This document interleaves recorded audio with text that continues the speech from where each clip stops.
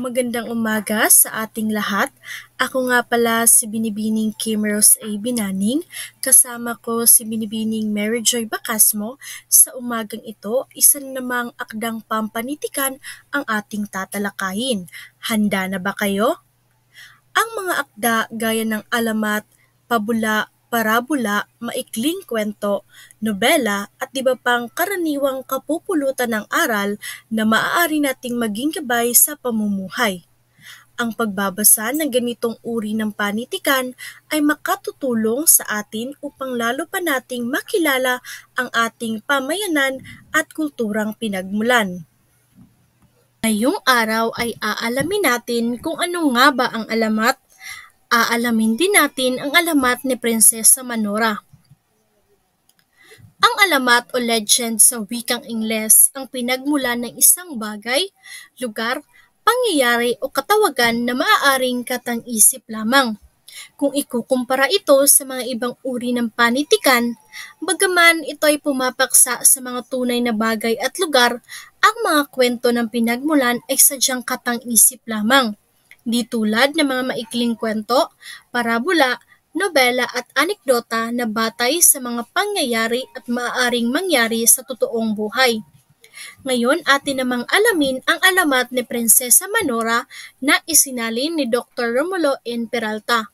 Ito ay isang alamat na pasalin-salin sa iba't ibang panahon at henerasyon mula noong panahon ng Ayutthaya at nagbigay inspirasyon kay Haring Rama V ng Thailand. Si Kinari Manora ay isang prinsesa ng alamat ng Thai at ang pinakabata sa 7 anak na kinari ng Haring Prathum at Renang Janta Kinari. Siya ay nakatira sa maalamat na kaharian ng bundok Grairat. Ang 7 kinari ay kalahating babae at kalahating sisne. Sila'y nakalilipad at nagagawang itago ang kani-kanilang pakpak kung kanilang nanaisin. Sa loob ng kahariang Krairat, nakatago ang kagubatan ng Himapan, kung saan din namamahay ang mga nakatatakot na nilalang na hindi kilala sa daigdig ng mga tao.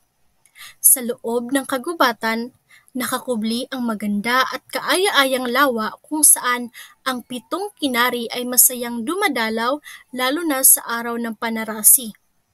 Sa di kalayuan ng lawa, nakatira ang isang ermitanyo na nagsasagawa ng kanyang meditasyon. Isang araw, napadako ang isang binata habang naglalakbay sa kagubatan ng Himapan. Siya ay si Pranbun. Nakita niya ang 7 kinari na masayang nagtatampisaw sa ilog. Namangha siya sa nakabibighaning kagandahan ni Prinsesa Manora. Naisip niya na kung mahuhuli niya ang prinsesa, dadalhin niya ito kay Prinsipe Suton, ang anak ng Haring Artityawong at Reyna Jantaybe ng Udon Panja. Tiyak na matutuwa ang prinsipe at tuluyang mapapaibig ito sa prinsesa. Ngunit naitanong niya sa sarili kung paano niya ito mahuhuli. Alam ni Pranbun na may ermitanyong nakatira sa malapit na kagubatan. Pinuntahan niya ito upang magpatulong sa kanyang balak. Sinabi sa kanya ng ermitanyo na napakahirap ang manghuli ng kinari dahil agad-agad itong lumilipad kapag tinatakot. Ngunit naisip ng ermitanyo na may isang dragon na nakatira sa pinakasulok-sulukan ng kagubatan na maaaring makatulong sa kanya. Nagpasalamat ang binata sa ermitanyo at nagmamadaling lumisan upang hanapin ang dragon.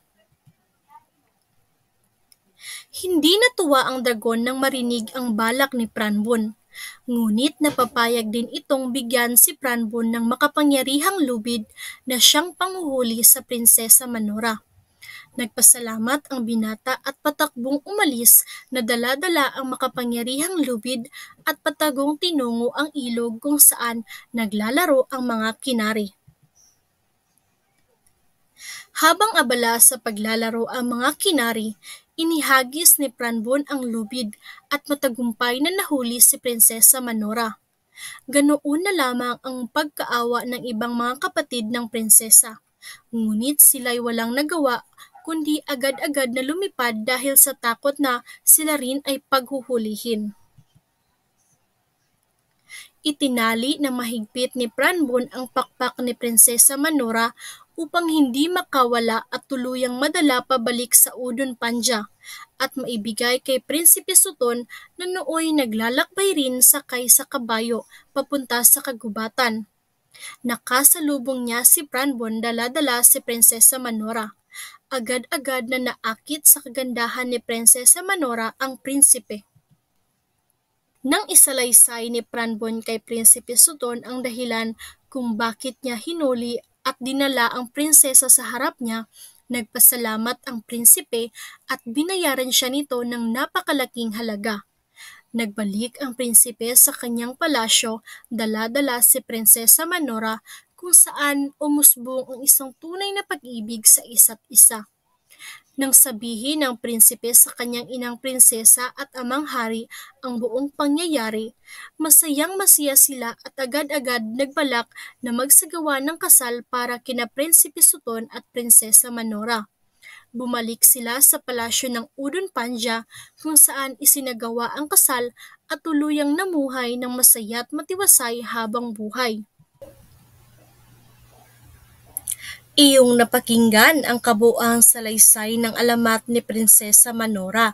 Dumako naman tayo sa pagsusuri sa alamat. Unahin na natin ang talasalitaan. Ano nga ba ang kinari? Babaeng kalahating sisne, kalahating tao ng Timog Silangang Asya. Panarasi, kabilugan o laki ng buwan. Sisne, isang uri ng ibon na kahawig ng bibi. Subukan naman nating tukuyin alin kaya sa mga pangyayari ang makatotohanan at hindi makatotohanan. Unahin na natin ang pangyayaring makatotohanan. Una ay ang pagtatampisaw at paglalaro ng kinari sa ilog at masasayang pagtatawanan ng magkakapatid. Karaniwang ito'y nangyayari sa tuwing kasama natin ang ating mga kapatid, kaya ito ay makatotohanan. Pangalawa ay ang pagdukot ni Pranbun kay Prinsesa Manora. Ito ay makatotohanan din sapagkat marami na ang nangyayaring ganyan dito sa ating bansa, lalo na kung may kaya sa buhay ang biktima. Pangatlo ay ang pag-iibigan ni Prinsipe Suton at Prinsesa Manora sa unang pagkikita. Ito ay makatotohanan sapagkat marami na ang kwento ng love at first sight. Katibayan nito, marami ng ganitong kwento o sa totoong buhay. Atin namang alamin ang mga pangyayaring hindi makatotohanan. Una ay ang nilalang sa alamat gaya ng kinari na hindi totoo sapagkat wala pang napapatunayan na may ganitong namumuhay sa daigdig. Pangalawa ay ang gintong lubid na ipinanghuli ni Pranbun kay Prinsesa Manora. Ito ay hindi totoo dahil sa totoong buhay walang gintong lubid. Pangatlo ay ang ermitanyo ay hindi totoo sapagkat walang tao ang nakababatid ng lahat sa mundo. Ngayon ay atin namang alamin kung anong kultura ng bansang Thailand ang naipakita sa alamat. Una ay ang pangalan at karakter ay tulad ng mga taong naninirahan sa bansang Thailand. Pangalawa, pinamumunuan ng isang hari ang lugar sa alamat katulad din ng bansang Thailand. Pangatlo, ang kanilang paniniwala na mayroong mahiwagang nilalang na dati naninirahan sa bansang Thailand. Pang-apat ay ang paniniwala sa bagay-bagay na hanggang ngayon ay nagkakaroon pa rin ng pagpapakasal kahit hindi nila mahal ang isa't isa. Ginagawa nila ito para sa negosyo. Isa na namang aralin ang natapos natin. Maraming salamat sa pakikinig.